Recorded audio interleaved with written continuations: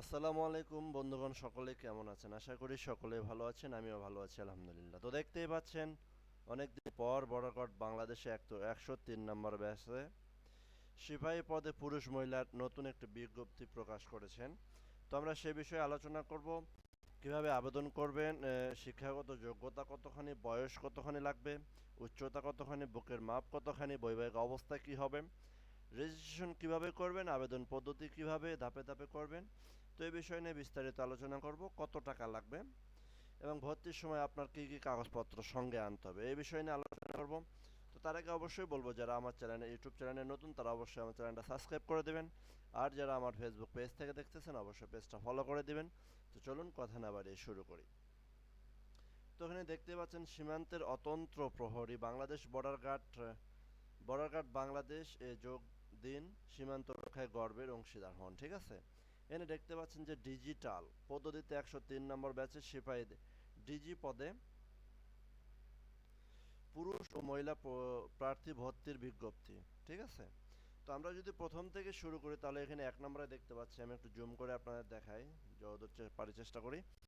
তো 1 নম্বরে দেখতে পাচ্ছেন শিক্ষাগত যোগ্যতা, বেতন, স্কেল ও বয়স এখানে দিয়ে রেখেছেন। তো আমরা যদি প্রথমে 1 নম্বর ক্রমিকে দেখতে পাচ্ছি যে শিক্ষাগত যোগ্যতা সর্বনিম্ন এসএসসি পাস সমান পরীক্ষায় কমপক্ষে জিপিএ 3 পাইতে হবে। এইচএসসি সমান পরীক্ষায় কমপক্ষে 2.50 পরীক্ষায় উত্তীর্ণ হতে হবে। পুরুষ মহিলা উভয় প্রার্থীদের জন্য প্রযোজ্য। বেতন স্কেল দেখতে পাচ্ছেন 2015 অনুযায়ী বেতন স্কেল। বয়স দেখতে পাচ্ছেন 26/1/2025 তারিখে বয়স হতে হবে 18 থেকে 23 বছর। সর্বনিম্ন 18 বছর, সর্বনিম্ন 18, সর্বোচ্চ 23 বছর। এখানে জন্ম তারিখটা ওনারা দিয়েছেন, দেখতে পাচ্ছেন যে 27/1/2002 হতে 26/1/2007 মধ্যে যাদের বয়স হবে তারা আবেদন করতে পারবেন। তো এক্ষেত্রে কোনো অ্যাফিডেভিট গ্রহণযোগ্য হবে না। 2 নম্বরে দেখতে পাচ্ছেন যে শারীরিক যোগ্যতা। এখানে উচ্চতা দেখতে পাচ্ছেন পুরুষ প্রার্থীদের জন্য 5 ফিট 6 ইঞ্চি, ক্ষুদ্র নিগোষ্ঠী ও সম্প্রদায়ের ক্ষেত্রে 1 5 ফুট 4 ইঞ্চি, পয়েন্টটা ধরলাম না। যারা সাধারণ প্রার্থী আছেন তাদের জন্য যে 5 ফুট 6 ইঞ্চি, আর যারা ক্ষুদ্র নিগোষ্ঠী সম্প্রদায়ের আছেন তাদের ক্ষেত্রে 5 ফুট 4 ইঞ্চি। এখানে মহিলাদের ক্ষেত্রে দেখতে পাচ্ছেন, মহিলাদের ক্ষেত্রে 5 ফুট 2 ইঞ্চি, ক্ষুদ্র নিগোষ্ঠী সম্প্রদায়ের ক্ষেত্রে 5 ফুট হলেই হবে। তারপরে দেখতে পাচ্ছেন যে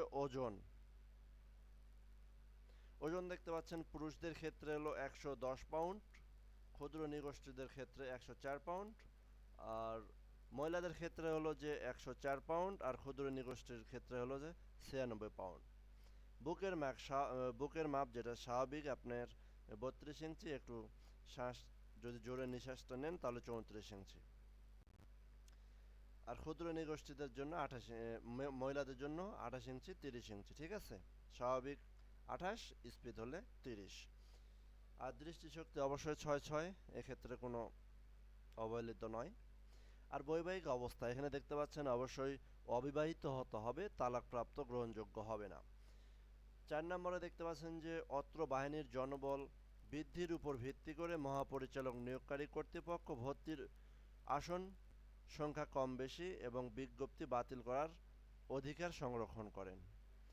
সকল জেলাসমূহতে সিপাহী ডিজি পদে পুরুষ মহিলা প্রার্থীগণ আবেদন করতে পারবেন। এটা সকল জেলার থেকে পারবেন, তবে আসন সংখ্যা সীমিত আছে সম্ভবত। রেজিস্ট্রেশন করতে আপনাদের কী কী প্রয়োজন হবে? বিজ্ঞপ্তির অনুচ্ছেদ 1, 2 ও 3 অনুযায়ী আগ্রহী যোগ্য পুরুষ ও মহিলা প্রার্থীগণ এই ওয়েবসাইট দেওয়া আছে, জয়েন, এই ওয়েবসাইটটা দেওয়া আছে, এই ওয়েবসাইটের মধ্যে আপনারা আবেদন করতে পারবেন।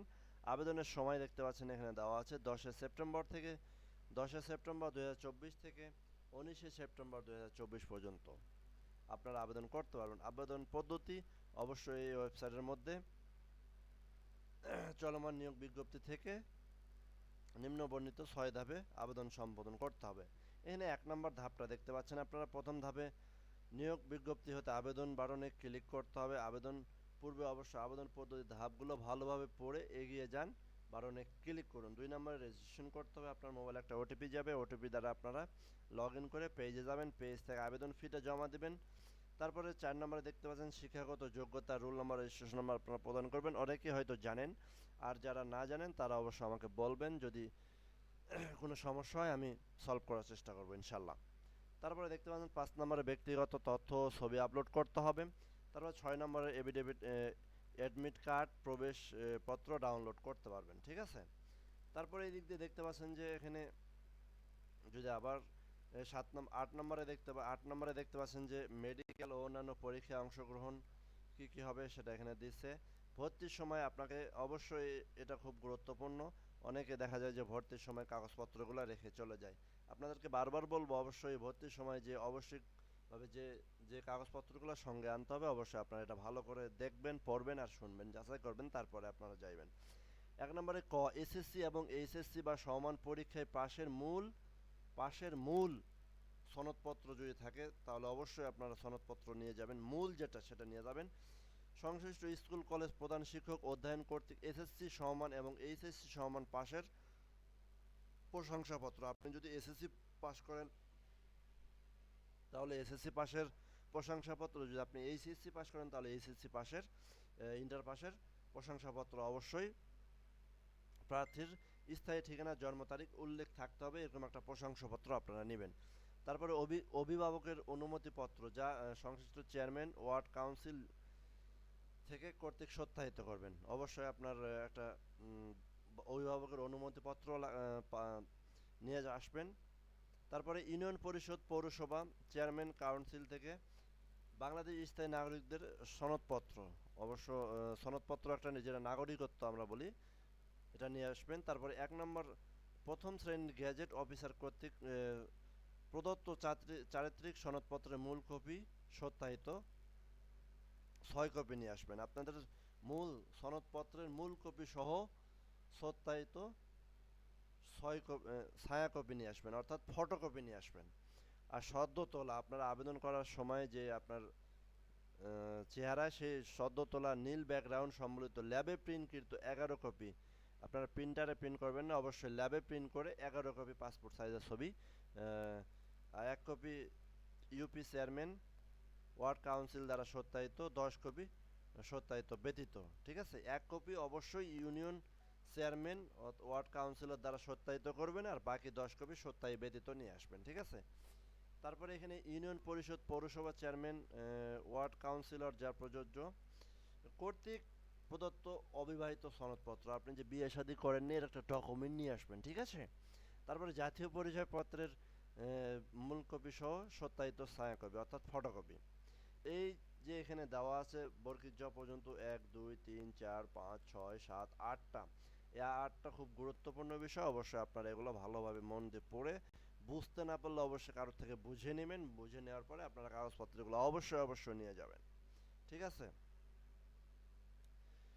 তো এ ছিল। আর নিচে দেখতে পাচ্ছেন যে অন্যান্য যে জনপ্রশাসন মন্ত্রণালয় কর্তৃক বিশেষ দ্রষ্টব্য, আপনারা অবশ্য আরও যে ইউজার আইডি, পাসওয়ার্ড, ডেট, তারপরে ওয়েবসাইট, এখানে কিছু প্রতারক কবল থেকে সতর্ক থাকুন, এভাবে কিছু তারা বর্ণনা করেছেন, তো আপনারা বিস্তারিত পড়ে নেবেন।